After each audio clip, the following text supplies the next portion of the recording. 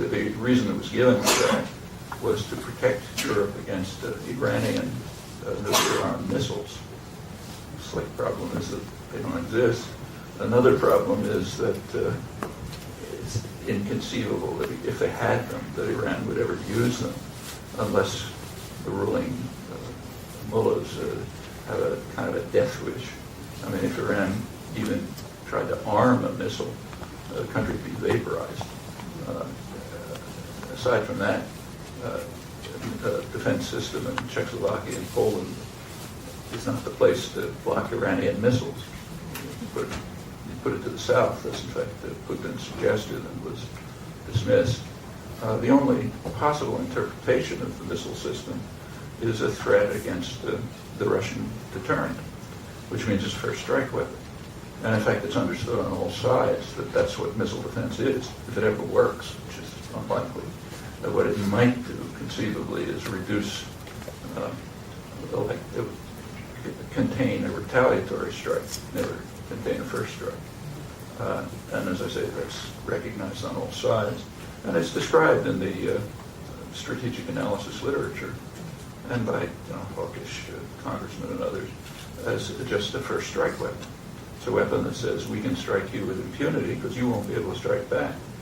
And the Russians don't have to read U.S. Strategic arms journals to understand that. I mean, they can if they want. They can read the major arms journals and read analyses by top American analysts, strategic analysts, saying the only possible function of this system is as a threat to the Russian deterrent, hence the first strike weapon. And those are the reasons that they understand it. Well, Clinton's his top East European advisor, Stroke Talbot, who was Undersecretary of State for East European Affairs, he justified the expansion. I mean, this pointed out, and of course, everybody understands it. He justified it as saying that it is part of expanding the European Union to the East. But this has nothing to do with the European Union. I mean, there are states that are members of the European Union that aren't members of NATO. Sweden, Finland, Austria. NATO is a military alliance. It has nothing to do with the European Union. So this is a simple expansion of what is intended to become a U.S.-run global intervention force. That's one of the last things the world needs. Other countries are part of this too. So, for example, Israel. One of Israel's roles is to services to the United States. One of the reasons why the U.S. blocks political settlement there is to be a military base for U.S. aggression. That became dramatically obvious, or would have been if it had been reported during the attack on Gaza. Right in the middle of the attack on Gaza, the Pentagon announced that it's sending a big shipment of arms to Israel. Right in the middle of the attack. Not many people seem to care, but there were a couple of questions to the Pentagon. And the Pentagon answered, I'm sure correctly, that these arms aren't intended for the Israeli attack on Gaza. They're to be prepositioned in Israel. So that makes them okay, no further question. They're to be prepositioned for anticipated U.S. aggression in the region. That's fine. So therefore, nobody objected to that. Since we own the world, we're allowed to bomb it or whatever we want to do to unquestioned presupposition. Incidentally, a day or two ago, you probably noticed, or maybe yesterday, that it was announced that Israel had bombed the Sudan during the Gaza war because they claimed that they detected, and killing a lot of people in a truck convoy, they claimed that the intelligence detected that weapons are being sent, theoretically from Iran, to Gaza for the population to use in defense against the Israeli attack. Now, that justification for the bombing was considered quite legitimate. I mean, the commentary said, okay, that's understandable, but natural that they would do that. But for us to send arms to Israel right in the middle of the attack, I mean, how can anyone question that? But normal standards apply. Well, that's part of the AFPAC NATO story, more of course. But offers a lot of work to do. It's plain educational work. Get people to understand something about what's happening in the world. Well, what about the other two major Middle East problems that the U.S. has to confront and that Obama's already talked about? One is Iran, the other is Israel-Palestine. Well, these now have been linked. John Kerry, at the Senate Foreign Relations Committee, our senator, made a speech, gave a speech to the Brookings Institute a couple of days ago, in which he explained that we have a new possibility for solving the Israel-Palestine problem, which has been such a hard task for us to solve despite all our efforts.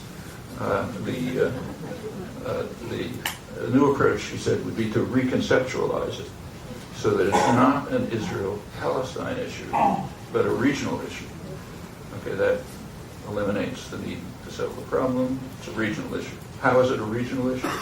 Well, our goal should be to join with the Arab states. By that he means the dictators who rule them by violence and who are his natural friends and associates. So join with the Arab states to an alliance with Israel to confront the real enemy, namely Iran. So we have to reconceptualize the problem. It's now a task of getting a regional alliance which will confront Iran. And he says, goes on to say that up until now, the Arab states were wedded to the famous three no's of Khartoum in 1967. No to peace, no to any dealings with Israel, and so on. So they're finally breaking out of that. And now they have a new three no's. No to Iran, no to Iranian influence, aggression, and so on. So we have a framework for approaching both problems. Line up the Arab dictators, join in with Israel. We have an alliance against the real evil demon, Iran.